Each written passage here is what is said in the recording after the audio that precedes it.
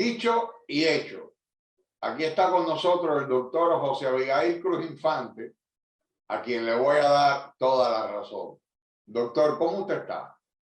Pues bien, me siento bien, tranquilo, cuidándonos mucho, pidiendo la protección divina para que este COVID no nos arrope y viendo mi país y el mundo como está, querido amigo Fernando Buitrago. Está lloviendo en Dominicana, pero llovió sobre todo el domingo, cuando el presidente, como usted dijo, porque usted lo dijo, está grabado, no declaró natimuerto el proyecto de fideicomiso de Punta Catalina, pero más o menos.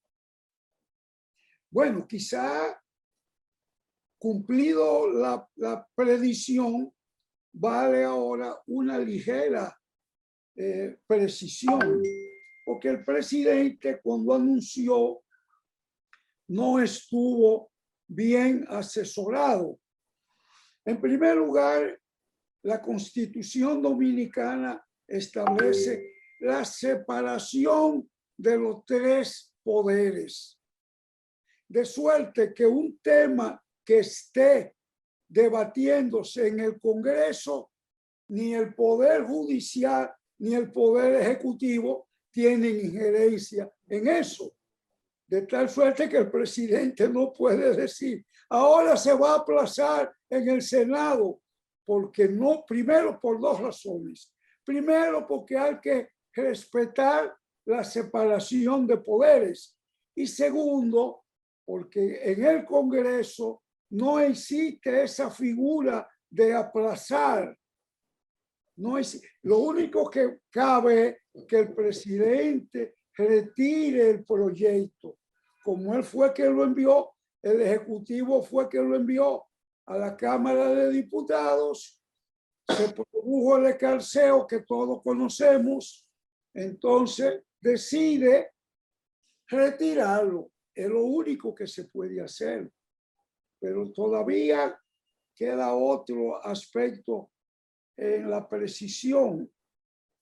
Anteriormente, el presidente de la República, cuando presentó aquel famoso proyecto para la reforma fiscal con aquellos 12 puntos que produjo otra reacción adversa en la colectividad, el presidente decidió entonces enviarlo al Consejo Económico y Social. Y ahí fue un natimuerto. De manera que cuando yo veo que ahora el fideicomiso va al Consejo, es lo que pretende el presidente, enviarlo al Consejo Económico y Social, le estoy dando la misma categoría de natimuerto, porque lo primero que se debió haber hecho no se hizo. El presidente no fue debidamente asesorado sobre lo que se debía hacer, porque el fideicomiso es una figura jurídica que se está aplicando en muchos países del mundo y particularmente en América Latina. Es decir, que no es una cosa demoníaca. Lo único es que debe precisarse, debe articularse dentro de una ley de fideicomiso primero. Entonces, a partir de ahí, tú puedes elaborar el fideicomiso para el desayuno escolar, el fideicomiso para la energía eléctrica, el fideicomiso para el transporte, pero todo amparado en el marco jurídico que da la ley de fideicomiso. Entonces, el presidente Abinader no recibió asesoría adecuada para introducir eso inopinadamente, de sopetón, en el Congreso, en la Cámara de Diputados. Esa es la situación. Ahora dicen, estaba viendo un grupo donde estoy con algunos amigos muy informados, que ellos tienen el tema de Pedernales y que también está difícil ese, bueno, el presidente no quiere que le llamen contrato, pero parece que por ahí viene otro escándalo más. Y es lo que usted dice, él no es quien para decirle al Congreso que tenga que aplazar nada. El Congreso, en teoría, ¿no? en teoría, Pero es que esa figura de aplazamiento no existe. no existe. Y lo segundo es que sería una intromisión del Ejecutivo en un otro poder del Estado. Que de hecho lo fue. O sea, si ya tú lo introduces, cállate la boca y eso es un tema de los senadores. Claro. Pero de todas maneras, doctor, en este contexto, usted habló que el fideicomiso se está usando en países latinoamericanos. Sin embargo, de los principales reclamos que se están haciendo, por ejemplo, en Honduras, es que parece que esa figura jurídica se está usando para temas bastante oscuros.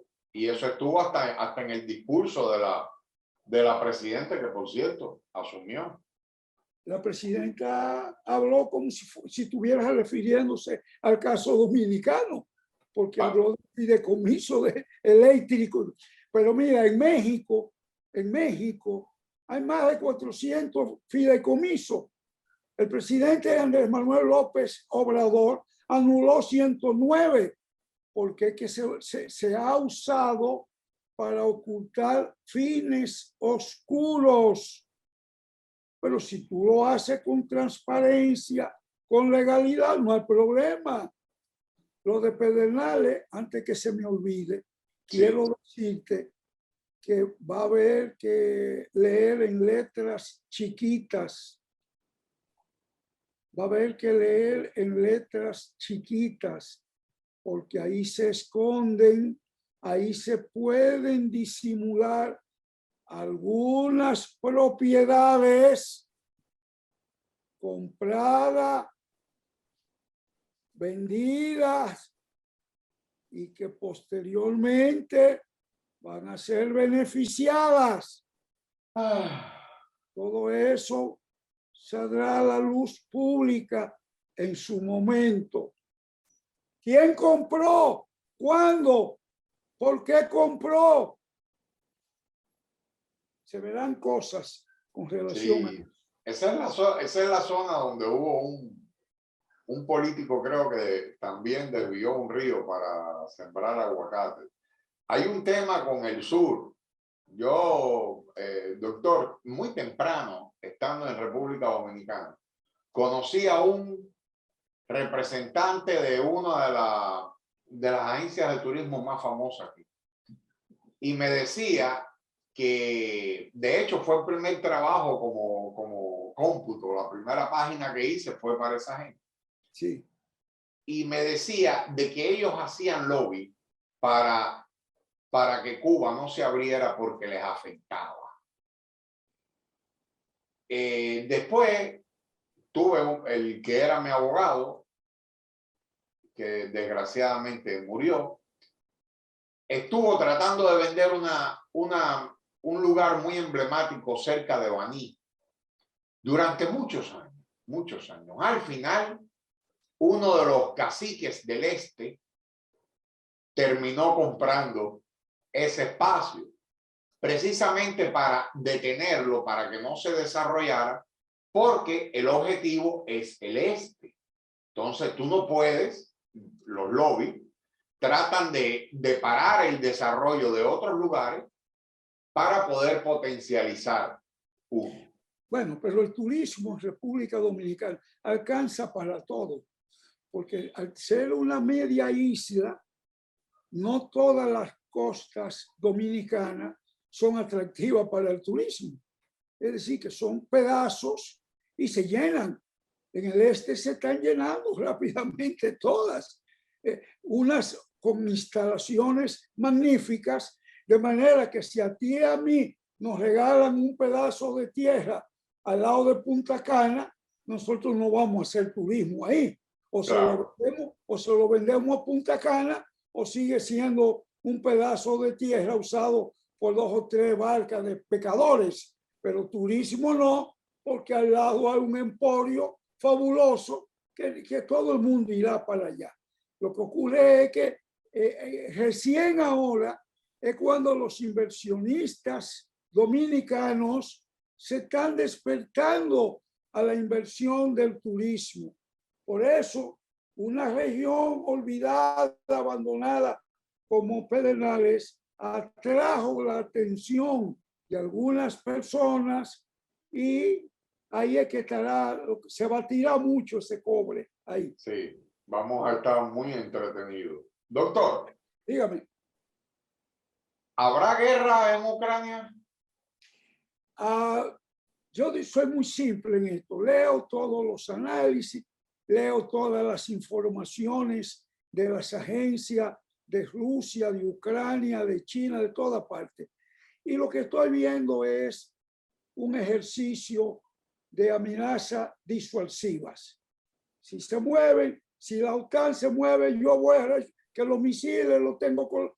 Y yo me pregunto, a Joe Biden o a Vladimir Putin o a Xi Jinping le interesa y le conviene una guerra nuclear o no. La lucha de ellos ahora no es por los mercados, porque yo estoy viendo que Xi Jinping quiere hacer un submarino, un tren submarino que en 13 horas desde China llegue a Estados Unidos. Bueno, y si yo tiro los misiles míos y las bombas nucleares míos a ese país, podré hacer eso. Y todo el proyecto del camino, el nuevo camino, la nueva ruta de la seda, todo eso se va a ir a convertir en guerra. Yo creo que cada una de estas potencias están defendiendo lo que ellos llaman su interés de seguridad. Bueno, la vía diplomática es la más indicada para agotar, para solucionar, para armonizar lo que de conflicto tenga esta situación. Pero antes de llegar a la vía diplomática hay que apuntarse primero. Pero eso es lo que desde el siglo XII los príncipes italianos enseñaron. Yo voy a negociar contigo, pero antes de eso yo te voy a enseñar mis garras y mis dientes para que tú sepas que si no me cede lo que yo quiero, te puedo desgarrar. Entonces el otro decía, bueno, tú tienes garras, pero yo tengo lanza, y si te me acercas, que te doy con la lanza y no podrás usar tus garras. Ah, pero espérate, entonces vamos a pararnos aquí y vamos a conversar. Guarda tus lanzas, que yo voy a guardar mis garras y vamos a conversar. Eso ha sido, ese fue el principio. Hoy en día es más sofisticado. Sí. Y se agotan instancias y se usan los medios de comunicación y el canciller dice, no, hay puntos a los que podemos conversar, pero lo esencial no se tocó. La respuesta de Biden no tocó lo esencial, a pesar de que hay puntos que razonablemente podemos conversar. Ellos se tomaron un mes para elaborar ese informe. Nosotros no tenemos que responder de inmediato. Vamos a estudiar, vamos a analizar. Bueno, ese es el mundo diplomático, el tira y afloja. Eso se llama el tira y afloja. Y una vez se agote todo eso, bueno, pues mano a los cañones. Pero ahora hay la particularidad que desde que se levante el primer misil para acá, pone en movimiento misiles que salen de aquí para allá. Es decir, la guerra nuclear es de destrucción recíproca. No son las guerras convencionales, donde un ejército expansionista rompe la frontera de un país vecino, derrota a la fuerza contraria y se establece ahí y ya eso es posesión mía porque yo lo gané.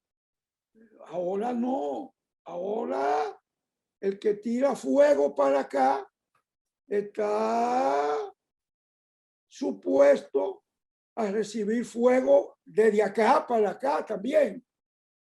Las tropas no van a ser tan necesarias porque China tiene, por ejemplo, unidades de infantería que deben sumar 400,000 hombres. Fácilmente. ¿En qué tú trasladas 400,000 hombres? Tiene que ser por vía marítima, Y ¿no? comida también. Por vía Lo que marítima, comen. lo que comen y el apertrechamiento. Y cuando ellos llegan a un sitio que pueden desembarcar, no tienen que ir unos carros de asalto y unos tanques. Entonces estamos hablando de enormes navíos, los más grandes navíos que se conocen para transportar. No pasaban de 5,000 hombres. Claro. Entonces, si hablamos de 400,000, es cuestión salir hoy de aquí y quizá en el 2023 se aproximan a una costa, han llegado 100,000 hombres, volver para atrás, buscar más. Bueno, y en ese trayecto, los otros no tienen cómo detener eso. No hay unos submarinos atómicos que lanzan, que tiran. Pero es que ahora desde el espacio se van a estar disparando y van a haber drones con carga nuclear volando cerca de las ciudades y cosas con un solo avión. Es decir, las guerras actuales serían guerras con los armamentos que se disponen, serían muy distintas a las guerras convencionales. Entonces, el peligro de destrucción, de daños a las potencias en conflictos y daño a la humanidad, porque el medio ambiente, el clima, todo se va a alterar.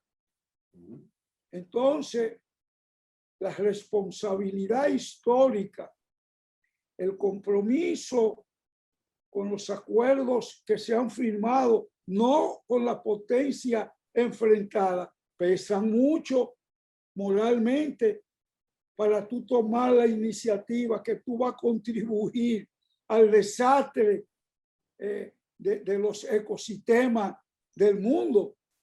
¿Cómo tú vas a afectar lo que ha costado tanto trabajo construir a ellos y lo que yo he construido, que me lo pueden afectar también? Entonces yo creo que todo lo que estamos viendo son tácticas disuasivas que van aumentando de tamaño, de color, pero que son para producir efectos disuasivos solamente. Doctor, yo podría entender en otra época, en temas de tiempos de Guerra Fría, tiempos de colonización, cuando 5 potencias se tenían repartido el mundo, yo puedo entender a Europa, pero ¿por qué Europa sigue siendo tantos países, tanta riqueza, tanto poder, siguen siendo tan, déjame encontrar la palabra, Mira, no, mira la que estaba pensando. Tan serviles a los Estados Unidos? O sea, ¿cómo se dejan provocar una guerra directamente por Estados Unidos? E incluso los rusos y los norteamericanos hablan en una mesa sin tener en cuenta a los europeos. O sea, no es un lugar, y no entiendo por qué siguen siendo. Fernando, óyeme, yo leí ahorita una supuesta carta de Putin a los pueblos de Europa, que creo que no es auténtico eso, pero bueno, es lo mismo que tú estás diciendo, el mismo concepto de por qué. Óyeme, es que a ti se te olvida que el Tratado Norte del Atlántico, la OTAN, se creó por esos pueblos para defenderse de Rusia al final de la Segunda Guerra Mundial. España es miembro de la OTAN, Francia, Italia, Alemania, Austria, Bélgica. No fue ahora. No es porque Biden está defendiendo a Ucrania que ellos son miembros. Es la OTAN versus Putin. Estados Unidos es parte de la OTAN también y fue quien promovió, pero en 1945, por allá, 47, de tal suerte que los pueblos europeos, que ahora son prósperos, desarrollados, que quieren y aman la paz, pero la OTAN fue la que le permitió a ellos no ser ocupados por el expansionismo soviético. ¿O nos vamos a olvidar de esa realidad? No, y antes del oso, estuve viendo un documental buenísimo que es en base a mapa llamado Imperio Ruso, desde el inicio del Imperio Ruso. Y está muy bueno porque va coloreando y se ve cómo en qué momento los rusos se expandieron en Crimea, las alianzas que hicieron en un lugar con Viena en contra de los otomanos y llegaron a hacer alianzas con Francia en el 1800, después fueron contrarios, después Francia y Alemania se unieron contra los rusos, buenísimo. Y la expansión hacia el este, cómo ellos fueron ocupando zonas de China y cómo se enfrentaron a Japón. Y el documental llegaba hasta Lenin, porque ahí se acaba. Sí. Pero los rusos fueron expansionistas como todos los otros igual, o sea, es lo que usted dice. Pero hay una cosa, Fernando, elemental, ahora que se habla mucho de geopolítica y de los espacios vitales. Rusia, una vez que triunfó la revolución y ocupó su territorio y todo, tiene al norte, hacia el oeste, la Siberia, montaña, nieve, tundra. Para el este que están la llanura y la tierra fértil y los minerales. Es decir, el espacio vital de crecer Rusia era hacia el este y lo intentó y se anexó una cuanta república. Entonces, ¿qué hicieron los pueblos de Europa, las naciones europeas? Óyeme, el oso no va a tragar. ¿Qué es la salvación? ¿Qué es lo que la detente? ¿Qué fue la detente? O la OTAN. Y eso existe, eso está ahí para eso. Eso no fue creado para ahora. De manera que cuando la OTAN se mueve, la OTAN versus Putin. No es sumiso a Estados Unidos. Y con todo eso los soviéticos fueron los primeros que llegaron a Alemania y pusieron la bandera. O sea que estemos claros en eso. Si nosotros fuéramos ciudadanos de Bélgica, o de Austria, nosotros tuviéramos el temor de que, bueno, agarran a Crimea, a Ucrania y después, y aquí estamos nosotros casi siendo frontera con ellos. Y los soviéticos llegaron, cosa que no se sabe mucho, a ocupar Finlandia completo. O sea, Finlandia llegó a ser soviética. Entonces, bueno, vamos a estar claros en eso. Sí. Muchísimas gracias, doctor. Ok, Fernando, nos vemos.